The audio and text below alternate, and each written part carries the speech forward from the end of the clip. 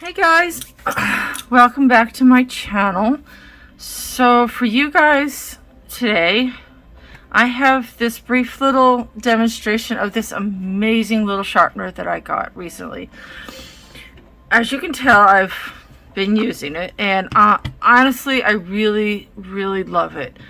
I mean, there's a couple little things maybe, but I mean, aside from the fact that it's only battery operated, which, yeah, I thought it was gonna have the electric part to it as well, but the cord, but it did not. But that's okay. So this is what the box looks like. Now, I will say this: I was a little unhappy the box was not 100% like closed. I think that like it was a little bit open like this. I was not too happy with that, but it has, power supply, pencil diameter that it ranges, which is from 6 millimeters to 10 millimeters. And then the power supply is four AA batteries, which is a lot, but it's a really nice little sharpener, guys.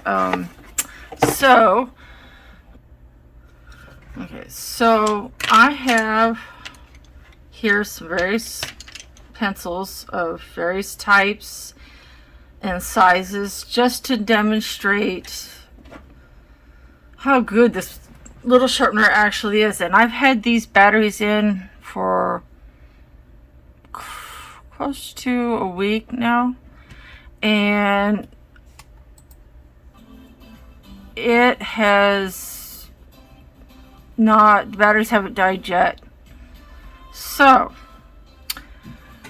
I have a little tray here that I use to put my pencil shavings in and whatnot, so I'm not constantly having to bend over my trash can. I have back issues, and it just saves me a little bending over. So like when it gets full, then I just empty it. Old person hack there. So I have here a Derwent Color Soft and a Derwent Pro Color. Derwent pencils, with the exception of the chroma flows, tend to be rather on the large side, as you can tell. I mean, I'll hold up a Prismacolor next to them, and you'll see what I mean. You see the difference? The Prisma is way thinner. So that's why I picked these out as some of my examples. Now, I will say this: it is a little loud, okay? So if you got a sleeping baby, I might not use it. But aside from that, it's fabulous. So I'm going to show you. I saved some of the shavings here because I wanted to show you how to get it off. It's a little tricky, okay? But you just kind of have to find the end that's, I think it's this side. I'm still sort of learning myself. There. Whoops, you see how that comes out? It's this back side that doesn't have this part right here. This side. You gently just squeeze a little bit and lift at the same time, and it comes right out. The only thing is you have to be really careful, because otherwise you're going to get, shavings everywhere. So I always do this part first, because sometimes the stuff gets trapped up in there a little bit. So with this type of sharpener, you always want to make sure this end gets cleared, because as you can see, stuff's coming out of it. So, and you just kind of empty it like so. And that's the little compartment for the shavings. And as you can see, there's little slots here, and you just slide it back up. Easy peasy. So having done that and still gotten shavings on my desk, there are 3 sizes that you can do, like as far as the length of the point. So this side is, as you can see, hopefully, this far end is like kind of how, in my opinion, it's kind of how I'm looking for the pencil. Where is it? Hold on. Okay. It's kind of, I think, a little bit like this. This broke, to be fair, though. I don't know how I managed to break a Faber-Castell poly, because they really don't break, but I somehow or another managed to chip it anyway. But I think this is a little bit like that. So let's find out. Oh, not quite. I was a little bit wrong. So this is what the point looks like after using this particular size. So let's notch this up and see what happens to the middle one. And as you can see, it is a little bit loud. It is a little bit loud, so it's not too bad. But this is what the point looks like after using the middle. So let's stick it back in. We'll notch it up to the other end.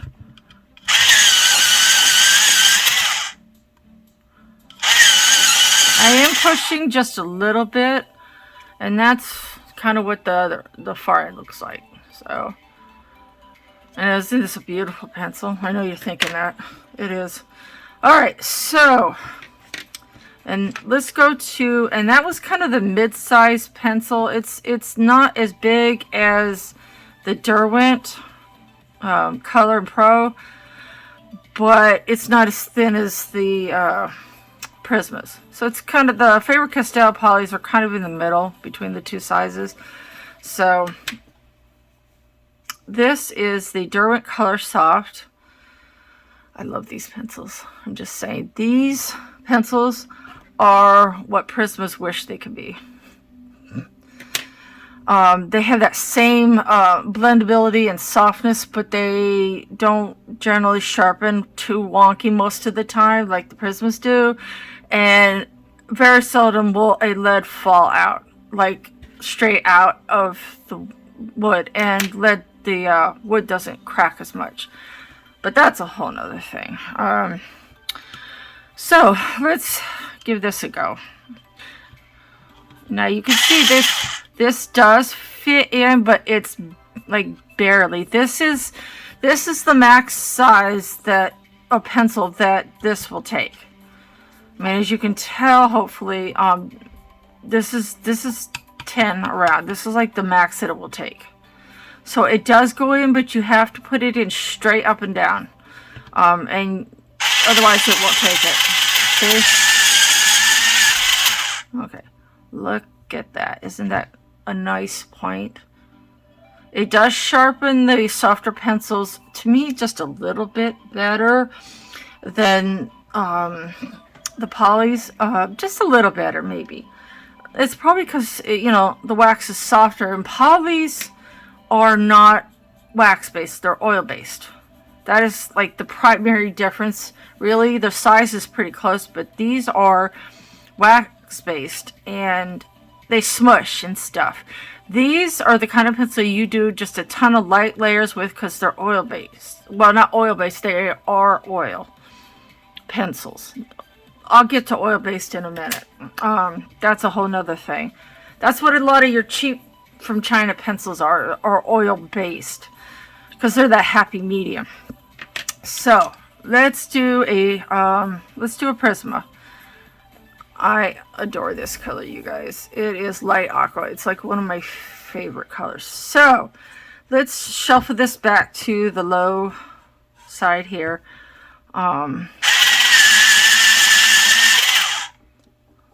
So that's not too bad, right?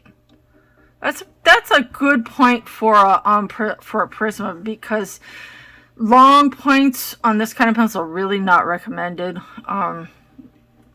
To me, you want them sharp, but you don't want them super long because then they're very prone to breaking. So, like, to me, they're more delicate than a Holbein. So I would not recommend a super long point for these. However, let's give the rest of these sizes a try. Let's go for the middle.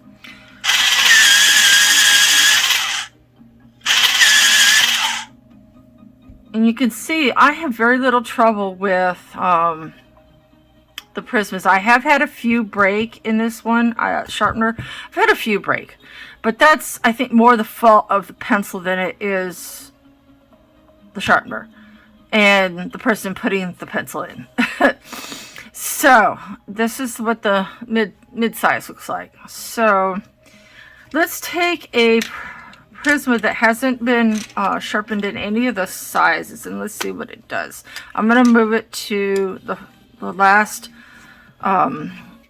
spot on the scale of how it sharpens. If this bothers you, by the way, I apologize. I know some people are sensitive. I can be, but the whole point is that I'm demonstrating a sharpener. So if I mute it, it kind of defeats some of the purpose. So that's why I haven't. But as you can see, this sharpens it really well. This is about as good a point, this size or the bottom one, or about really what I wouldn't recommend any sharper. Or you're just going to risk breakage. But as you can see, I had no issues. So let's try the Pro Color from the Derwent. Now this pencil is, as a side note, is interesting. It's one drawback is that you can't really do a lot of layers with it before it starts laying down kind of weird. You can do maybe 4 layers with it. So that's really the only drawback. Otherwise, it is a fantastic, highly pigmented, wonderful hold its point pencil. And it is not oil based. Their Pro Color is their it's not wax based, sorry. Scratch that. It is oil based, or not oil based. Blah. It's oil. I cannot even speak today. It is an oil pencil. Not oil based, not wax. It is an oil pencil. So let's give this a sharpen, and let's just try the midpoint and see how that goes.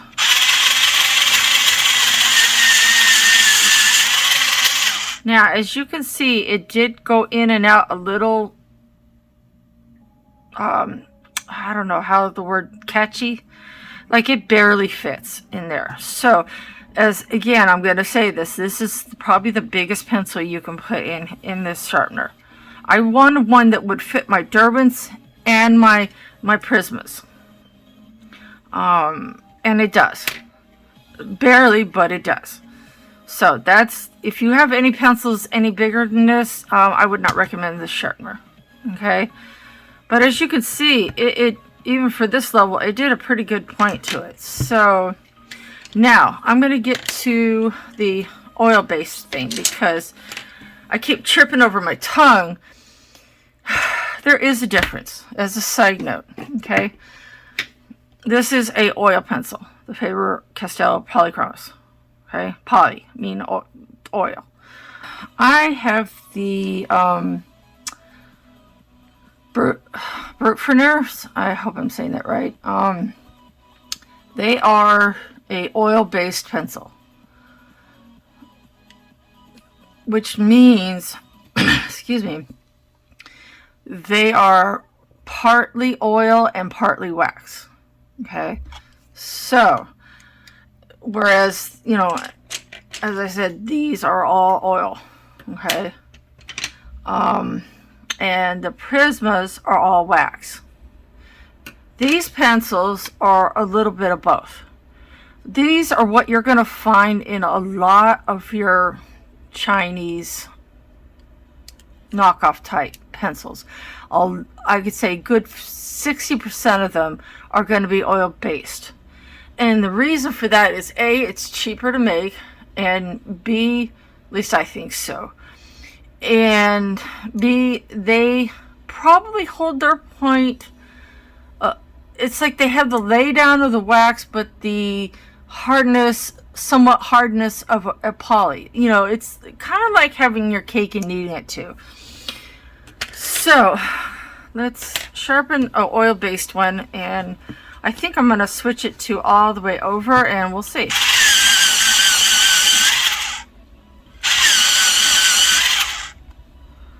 Now, this is one of the reasons why I sometimes have issues with cheap pencils. You see how it sharpens wonky, where it's like longer on one side than the other?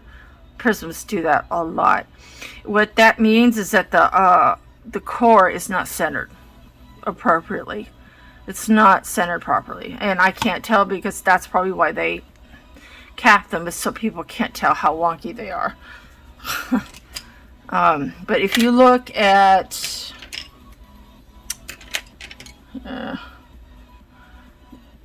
when I say that they're off center, if you look closely at this pencil, you can tell. Well, hold it upright. You can tell that this is not centered. Like there's not an even amount of wood around the wax core. Like there's a little less on this side than that side. That's how you get that wonkiness. So, just a side note. So, this is how it sharpened with the last sharpener level. And you can see it's pretty good. It did really good. Let's try one more and we'll do it at the mid spot.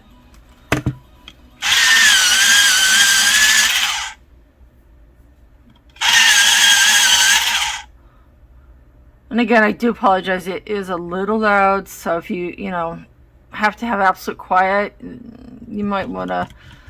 This might not be the pen sharpener for you, but I don't mind. It doesn't bother me. So this is the mid range for the sharpening on this. As you can see, it's a little shorter, but it's still really good. Now, I have something fun to try. I have never sharpened any of the hexagonal or square pencils. I think these ones are hexagonal. I know there's a square one floating around somewhere. Oh my gosh. Let's see if I can find them. Oh. Well, I had some square ones. I think they're by Sharpener also. I'm not sure where they went to. I have too many pencils, y'all. So let's see how these hexagonal shaped type pencils do. This should be interesting. It should theoretically sharpen like the big fat Derwent pencils did, like these ones. But we'll see.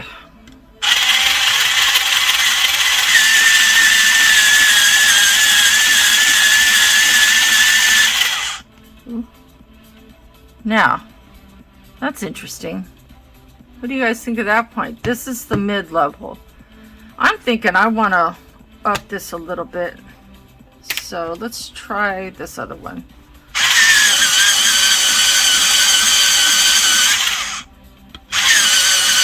And I am pushing a little bit. You do need to push. You do need to push down a little bit. But if you're doing like a Prisma, I would be careful how hard you push, because you could snap your pencil or the lead at least. As you can see, this sharpened it pretty good. I had no issues sticking this hexagonal shape Brunzil. Says it's made in Holland, but I don't know. I'm a little skeptical about that. These are not a bad pencil. They're definitely a budget pencil, but they're okay. So that's what that looks like. It's not a very long point considering I have it all the way over. So, I don't know. I think this pencil did not, to me, sharpen as well as I would have liked. Let's try a Prisma all the way over. Let's just make sure I have. Okay. Just want to make sure. That's not bad.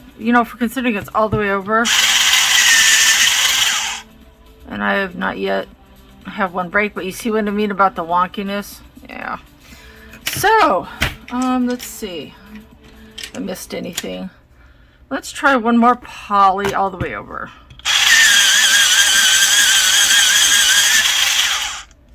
Wow, that's a good point. That's a really good point. I would say it's better than the Brunzil, I guess. These are not a pencil I would honestly buy again.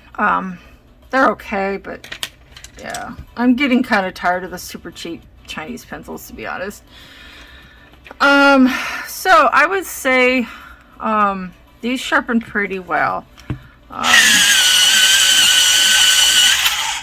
Ooh, see, there we go. There's our first issue. So if that happens to you, this is what it means. This can happen, especially in these type of sharpeners. Just pull out a little sharpener. I highly recommend a little steel one like this. And just kind of, you know, do it this way to kind of get it back. Sometimes they do that because they've cracked it. In this case, no. And then you can just continue. Oh, well, maybe not. So let's see what happened here. Let's take this apart. Oops. And be careful you don't do the wrong end. Yeah, this is what the battery end looks like, by the way. Just for the record. Since I have this open, because like a dummy, I opened the wrong end. This is what the battery end looks like. So you have your one going one way and one going the other, and then same thing on the other side. So I'm going to put these back in and open the right side. But that's what they look like. So it's actually good that I showed you. So let's make sure you have it right. And it just goes on pretty easily like that. Now let's open the right side. There we go. Let's see what happened here.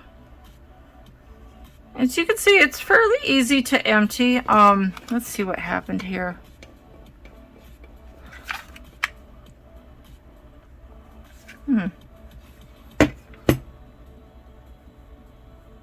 Well, that looks kind of pretty, actually. Ooh, not that, though. I was just looking to see if the lead was in there.